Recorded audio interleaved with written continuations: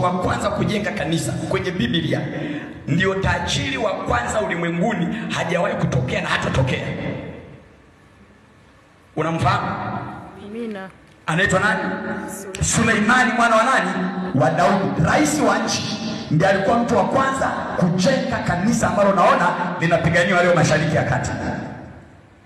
Waarabu wanalitaka, Wayahudi wanalitaka. Alijenga Suleimani pale.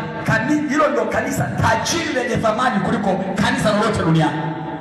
Dhahabu iko katika majengo ya lile jengo la ibada.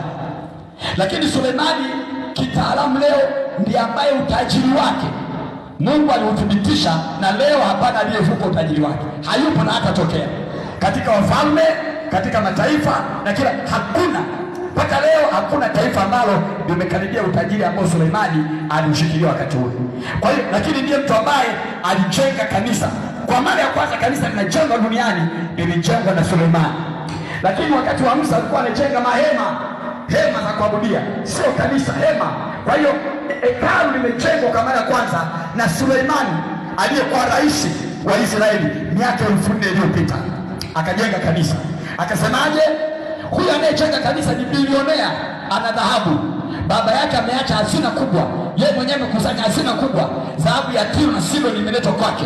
Ameoa watoto wa falme karibia 1,000, yaani mataifa 1,000. Suleimani baba mkwe. Kila mfalme analeta pale dhahabu kwa Suleimani. Amekuwa mfalme kijana tajiri wa ajabu. Lakini sikiliza maombi yake. Alipojenga ile nyumba ya Mungu akasema, Baba, najenga nyumba hii ili mtu akiwa na shida akikimbilia nyumba hii umsikie akiomba.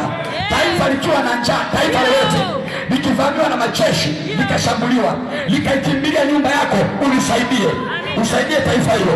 Mwanaume au mwanamke aliyeonewa akikimbilia nyumba hii akamlilia Mungu, umsikie Mungu, umsaidie. Hata kama yuko nje ya Israeli, akielekeza uso wake kwenye kanisa lako, Mungu umsikie na umsaidie. Hilo ndio dhumuni la kanisa. Haleluya!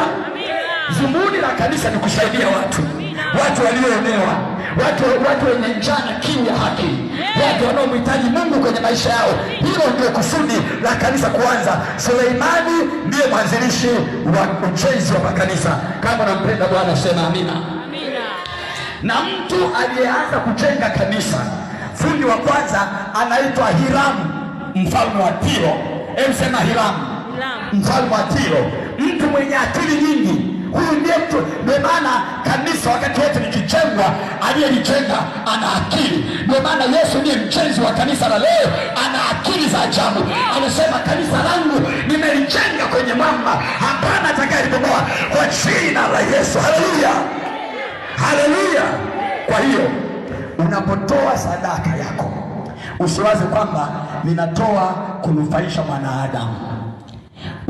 Unapotoa sadaka, ndio maana baada ya Suleimani kujenga kanisa, unaweza ukaona watu walimtolea Mungu nini? Sadaka nyingi sana. Siku hiyo kanisa tu linafunguliwa, watu wakaja kutoka mataifa mbalimbali, wanamletea Mungu nini? Sadaka. Mpaka leo watu nasikia wanatoka kwenda kuhiji Israeli, wanakwenda kwenye kanisa hilo, wanakwenda kutoa nini? Sadaka. Mpaka leo watu wanatoa sadaka kwenye makanisa mbalimbali. Kwa nini? Kwa sababu kanisa ni nyumba ya Mungu. Sema ni nyumba ya Mungu. Sema ni nyumba ya Mungu. Sema kanisa ni nyumba ya Mungu. Sikiliza nikwambie, chochote kilichoanzishwa na Yesu kina nguvu za ajabu.